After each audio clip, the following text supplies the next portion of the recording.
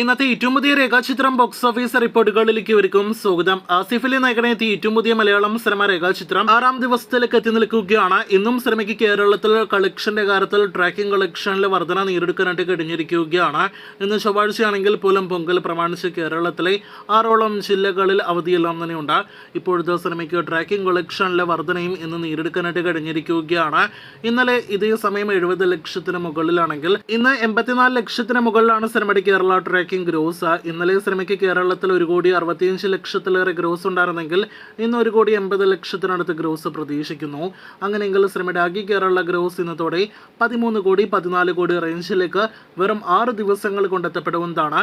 സിനിമയുടെ കേരള ഷെയർ ഇന്നത്തോടെ 6 കോടി കടക്കുമെന്നും ഉറപ്പാക്കപ്പെട്ടിരിക്കുകയാണ്. പൊങ്കൽ സംക്രാന്തി അവധി പ്രമാണിച്ച് ഇന്ന് കേരളത്തിന് പുറത്ത് ഇന്ത്യയിലെ മറ്റ് സംസ്ഥാനങ്ങളിലും സിനിമയ്ക്ക് മികച്ച കളക്ഷൻ വരുമെന്ന് പ്രതീക്ഷിക്കുന്നു.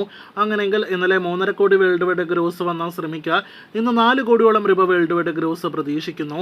അപ്പോൾ 6 ദിവസങ്ങൾ കൊണ്ട് 34 കോടി ഗ്ലോബൽ ബോക്സ് ഓഫീസ് കളക്ഷനിലേക്ക് രേഖാചിത്രം എത്തപ്പെടുന്നതാണ്.